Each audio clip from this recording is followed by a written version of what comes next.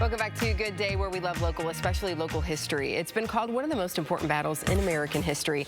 But how much do any of us really know about General Anthony Wayne fighting Native Americans along the Maumee River to open up the Northwest Territory? Shannon Hughes is here from Metroparks Toledo with an invitation for a walk through Fallen Timbers battlefield. Good morning. Thanks for being here. Thank you for having me. Absolutely. I feel like this is really fitting with the 4th of July holiday coming up, that we take a look back at our American history. Yeah, and so what we like to say at Metroparks is that arguably the Battle of Fallen Timbers is one of the most important battles in American formation, the formation of the United States of America and how it looks today.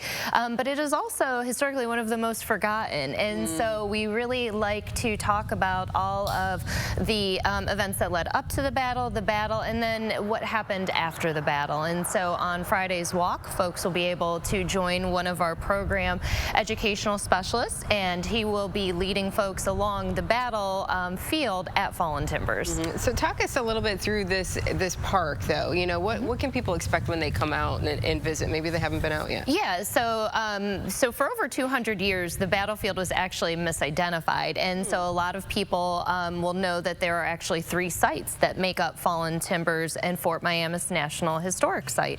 One of those sites that we will be at on Friday is the actual battlefield. There's also Monument Park, and there's also Fort Miamis, which is part of this site.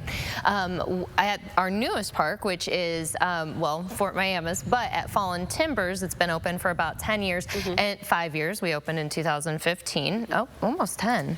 Yeah. Goodness gracious, time flies. It happens, yes. So at this, we actually have nodes that are placed around the 1.25 miles of the battlefield. And so if you go out there without an educator, then you actually will be able to see all of those events that I was talking about. So it'll talk a little bit about what was taking place well before the Revolutionary War. It'll talk a little bit about the Revolutionary War, and then it'll talk about the formation of the Alliance of the Native Americans from this area, and it'll talk about the formation of General Anthony Wayne's Legion, and it'll talk about the battles, some of the events that took place afterwards as well, like the signing of the Treaty of Greenville, which really opened up the Northwest Territory for settlement.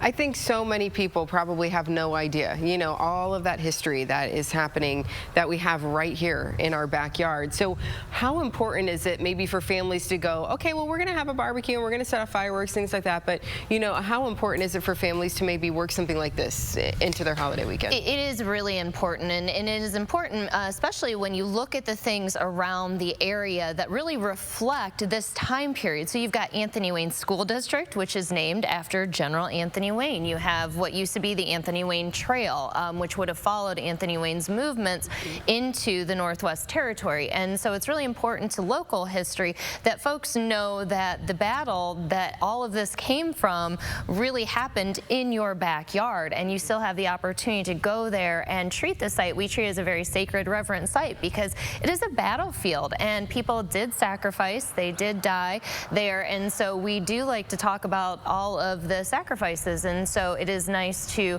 not always have a whole bunch of people with you, but just go out, enjoy it at your own leisure, take in the educational qualities, and walk away with a better understanding of our natural, cultural, and historic resources right in downtown Maumee. Right, it's right there for us. Yeah. So, you know, how does this park differ really from some of the rest of the metro parks? I'm so glad you asked, because we were very conscious when we designed this park that it is a sacred site, and that it needed to be treated very differently than the way that some of our other parks are built. So you'll see that instead of things being buried into the ground, we actually brought in huge sandstones, and we actually put our interpretive pieces there, so there was no ground disturbance.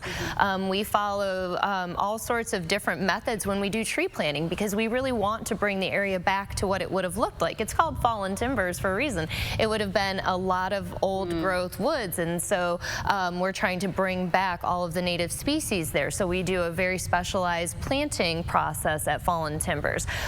We do the trail, the way that we built the trail up, instead of digging down, we actually built it up and layered it. So there's all sorts of different techniques that we use to really pay homage to the site and its resources that are still there to this day. Wow, people probably have no idea, but it is so important, and we appreciate how thoughtful Metroparks has been in creating this park and it being a resource for the community. opportunity to learn a little bit about why we are the way we are today, or how we got to where we are. So it's also very important. So you're going to do a walk on Friday, you mentioned. This starts at 9 o'clock. Yes. And people can go out on Friday and kind of walk through it and learn. Yeah, so you will join one of our program specialists. So you'll take you an hour and a half walk. It does take a little bit of time, like I said, so you do want to make sure that you are dressed appropriately. Bring your bug spray, bring your sunscreen.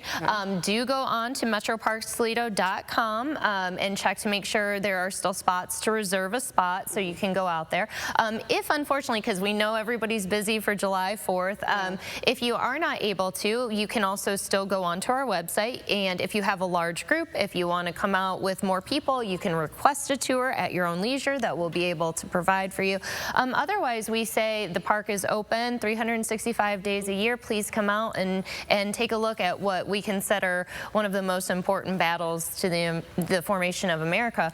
And we really are working hard. You'll see a visitor center there. It is not at this time currently open because we are working very hard on making sure that we tell a holistic story of what took place there, and that does mean that it takes a lot of research to ensure that we are telling our indigenous culture and population story.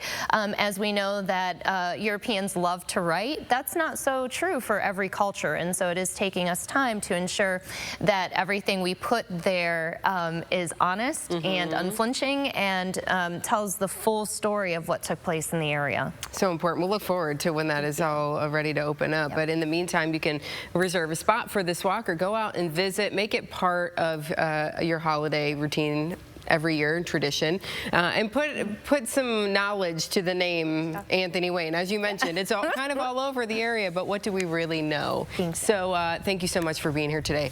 Incredibly interesting information. Thank you. We appreciate it.